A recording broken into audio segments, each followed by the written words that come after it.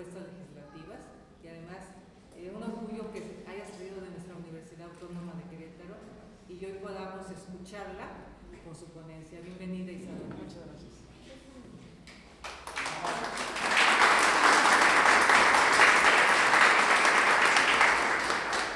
Gracias. Bueno, este es un artículo, esta ponencia es un artículo que yo realicé para la revista Epiqueia, que es una revista de la Universidad Iberoamericana Campus León, donde yo estudié la maestría.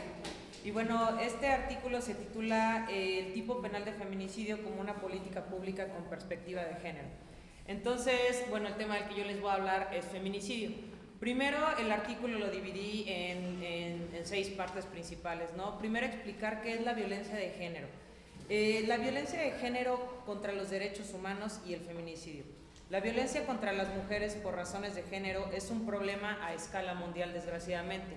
No hay un solo país en el mundo que podamos decir al día de hoy que las mujeres no han sido víctimas de violencia. Yo creo que en este salón no existimos una sola mujer que en alguna ocasión no nos hayamos sentido violentadas. Cuando yo les hablo de violencia, sí quiero aclarar que no nada más existe la violencia física, que es como la violencia más común que todo el mundo ubicamos, ¿no? Existe la violencia psicológica, la violencia económica, la violencia patrimonial, es decir, hay una variedad de tipos de violencia y hay ámbitos donde igualmente esta se puede realizar. Entonces, bueno, la violencia es un problema a escala mundial. La violencia en contra de las mujeres por razones de género, desgraciadamente, es un tema que no únicamente toca a México, que si bien en México hay números y datos alarmantes, ¿no?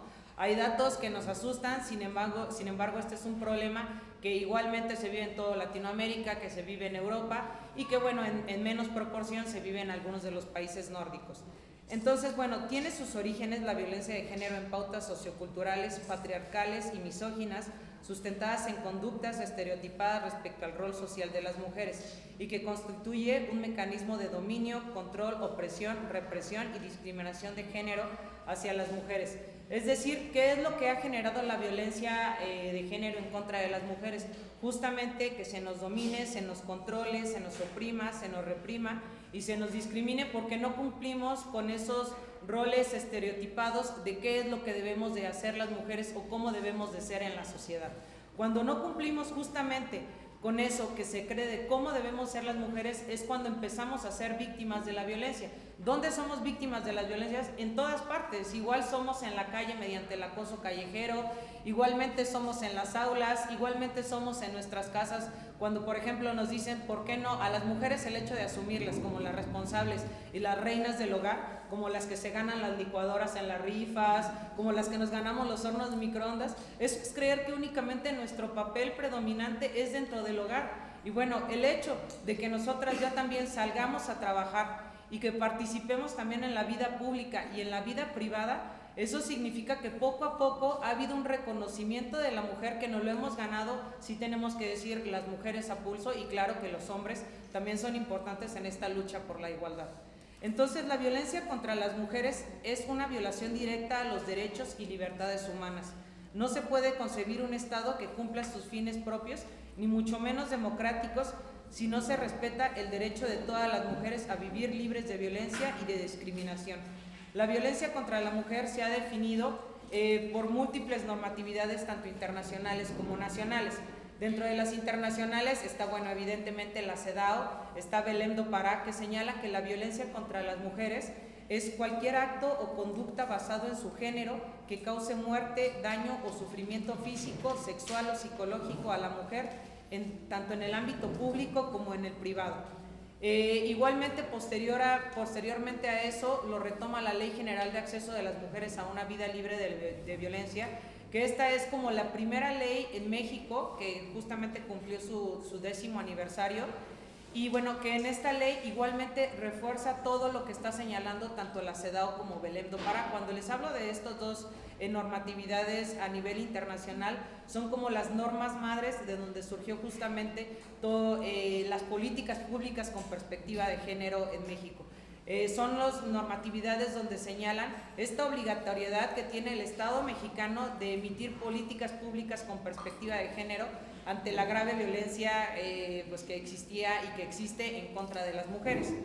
Entonces, es así como las políticas públicas con perspectiva de género que les menciono, relativamente son de reciente implementación en nuestro país. Pensemos esto a partir de finales del siglo XX y principios del siglo XXI, a pesar de que, bueno, ya se había hablado de género desde muchos años antes atrás, ¿no? Ya habíamos tenido distintas convenciones de mujeres internacionales, donde sobre todo mujeres feministas, mujeres luchadoras, y bueno, principalmente fue una lucha de mujeres que estaban convencidas por la igualdad y que comenzaron a compartir experiencias donde decían, algo está pasando en el mundo que las mujeres somos discriminadas, algo está pasando en el mundo que las mujeres somos violentadas y se tienen que tomar cartas en el asunto, no podemos hacer como si no sucediera nada. Es así que las políticas públicas con perspectiva de género son la respuesta a estas violaciones de los derechos de las mujeres. La real inclusión de las políticas públicas con perspectiva de género fue un proceso bastante complicado y lleno de dificultades, porque ustedes imagínense, por ejemplo, la Ley General de Acceso de las Mujeres a una Vida Libre de Violencia, que las madres de esta ley fueron la feminista Marcela Lagarde, que todavía vive y que ha venido a darnos pláticas a esta universidad, igualmente Angélica de la Peña. Bueno, hay muchas feministas que han contribuido a que se genere toda esta teoría acerca del feminismo, y que el feminismo, ojo, cuando les hablo de feminismo no quiero que se asusten y no piensen que las feministas lo que buscan es que las mujeres sean reconocidas como algo más o como mejores a los hombres. ¿Qué es lo que busca el feminismo? La igualdad. Entonces todos aquí y todas nos ponemos a nombrar feministas si lo que nos interesa es la igualdad. Y bueno, aclarar que la igualdad lo que busca es que, bueno, que las mujeres y los hombres estemos en una situación donde podamos igual ejercer nuestros derechos y nuestras obligaciones. Si bien es cierto que de manera real ha sido bastante complicado y se han necesitado acciones afirmativas de muchos tipos para que de manera efectiva las mujeres puedan estar en una situación, pues pensemos, de igualdad, que eso hasta la fecha no se logra en México y no se logra en la mayoría de los países del mundo, ¿no? Entonces, bueno, cuando les comentaba de la Ley General de Acceso de las Mujeres a una Vida Libre de Violencia como la primera ley principal donde habla acerca de estos términos de perspectiva de género, de igualdad, fue un proceso bastante complicado, porque imagínense, convencer a diputados y senadores que tenías que hablar de una ley que hablara de feminismo, que hablara de perspectiva de género, siquiera que nombrara a las mujeres de manera especial. Bueno, era un shock, porque imagínense, en ese momento había mayoría en los curules de hombres, entonces donde incluso se discutían las leyes y donde hasta la fecha en muchos congresos locales se siguen discutiendo, pues en bares, en table dance, y las mujeres pues son áreas donde pues evidentemente nos sentimos excluidas. Entonces sabemos que los temas de política pública hasta la fecha se siguen considerando como temas exclusivos de hombres. Entonces el empezar las mujeres a presionar a efecto de que se generaran normas especializadas ha sido un proceso bastante complicado, no ha sido un proceso sencillo. La obligatoriedad de generar un tipo penal de feminicidio surgió justamente a raíz de que el Estado mexicano, sin querer, porque en realidad de manera real no quería obligarse, sin embargo, a través de las convenciones que les menciono, y justamente a raíz de la Ley General de Acceso de las Mujeres, la Ley de Igualdad Sustantiva entre Hombres y Mujeres, es cuando el Estado mexicano se compromete a generar un conjunto de normas que generen la igualdad efectiva, no nada más de iure, no nada más que estén las normas, sino que efectivamente estas normas sean aplicables. Entonces el Estado mexicano se compromete, y bueno, una vez que existe esa obligación, pues tienen que transmitirlo a todas las entidades de la República.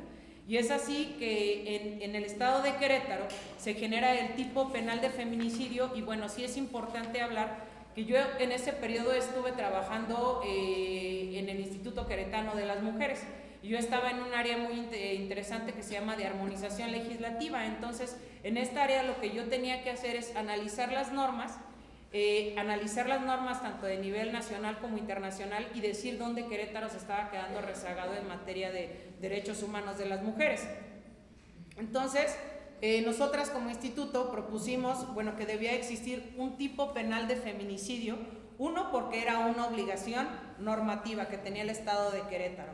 Y dos, porque estamos viendo que la violencia contra las mujeres estaba aumentando. Hasta ese entonces, en ese momento, únicamente había un estudio que hablaba acerca de los homicidios de mujeres por razones violentas, ni siquiera se nombraba como feminicidio. La palabra también fue de reciente creación, más o menos en los 80s, con Jill Radford, donde generó este nombre de feminicidio, porque tampoco la palabra era como tan conocida ni tan aceptada.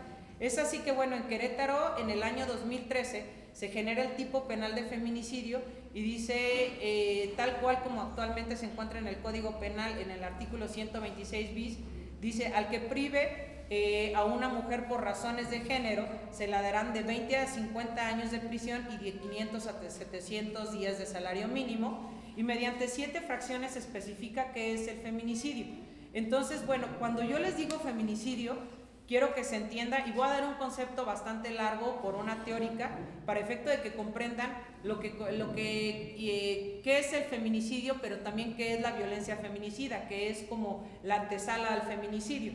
El feminicidio representa el extremo de continuum de terror antifemenino que incluye una amplia variedad de abusos verbales y físicos contra las mujeres, tales como violación, tortura, esclavitud, trata de personas, abuso sexual infantil, golpizas físicas, emocionales, acoso sexual por teléfono, en las calles, en la oficina, en el aula, mutilación genital, operaciones ginecológicas innecesarias, heterosexualidad forzada, esterilización forzada, maternidad forzada por la criminalización de la contracepción y del aborto, cirugías plásticas y otras mutilaciones en nombre del embellecimiento que las mujeres nos vemos obligadas, siempre que estas formas de terrorismo resultan en muerte, se convierten en feminicidios.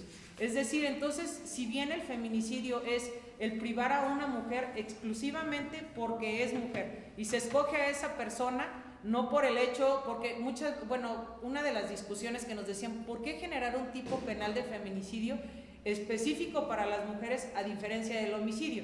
Y bueno, una de las razones es que el homicidio, cuando se creó dentro del Código Penal, que esto tiene que ver desde el derecho romano, se creó porque matabas al pater familias, y como el pater familia era el proveedor, pues entonces ahí estabas estabas cometiendo este crimen en contra del proveedor de la familia. Entonces, el origen incluso de la palabra de homicidio tiene que ver con hominis hombre. El feminicidio, ¿qué es lo que habla? El feminicidio habla exclusivamente de cuando se priva de la vida a una mujer por razones de género.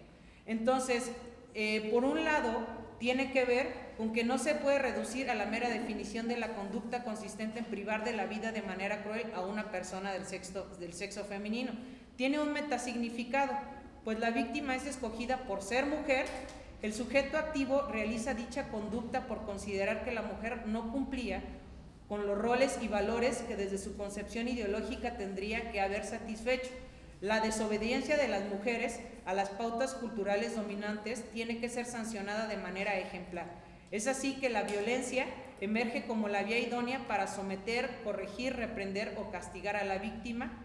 Entonces, igualmente se ha preguntado, ¿por qué están aumentando tan dramáticamente los números de muertes violentas de mujeres? Algunas de las teóricas feministas modernas, que este no es un tema acabado, debo de decir, señala, por ejemplo, que el aumento de feminicidio y de violencia en contra de las mujeres puede ser debido a que más y más mujeres participan en la vida pública, la vida productiva. Entonces, las mujeres estamos ahora en espacios donde no habíamos entrado.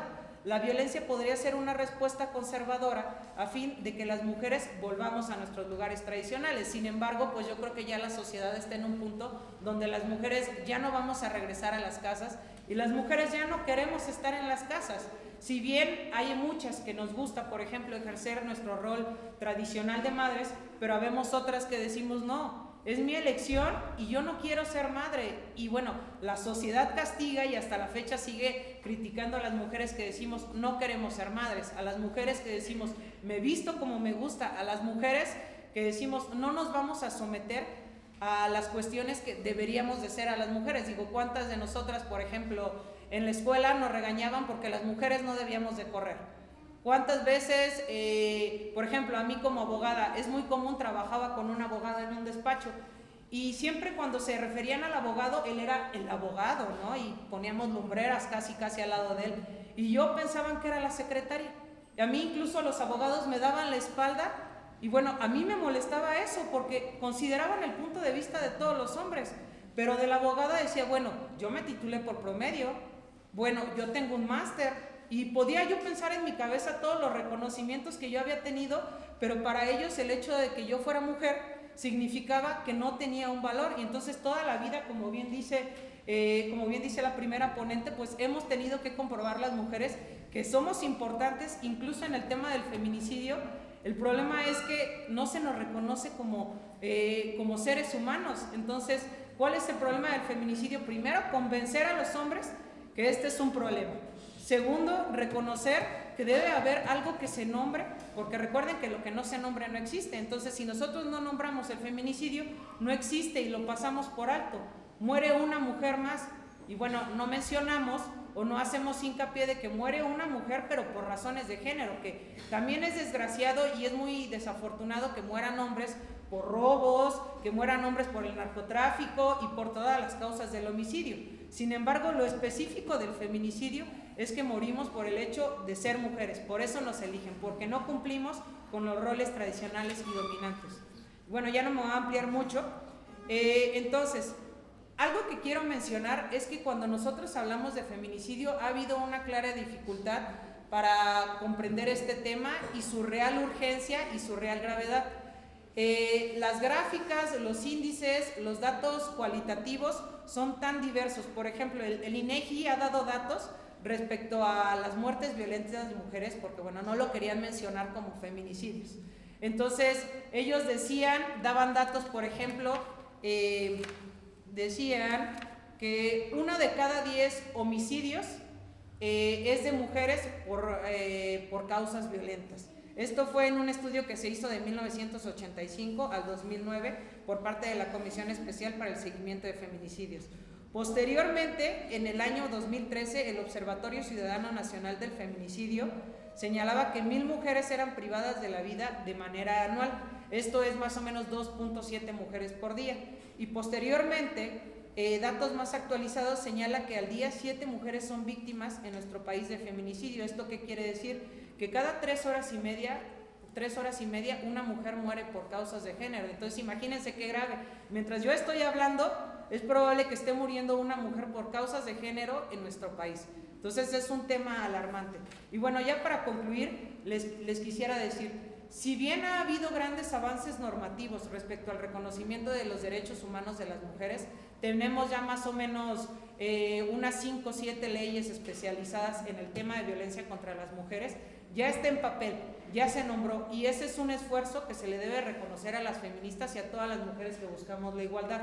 Sin embargo, eso que está de jure, lo tenemos que pasar a acciones reales. ¿Quiénes lo tenemos que pasar? Hombres y mujeres, con el compromiso hacia la igualdad.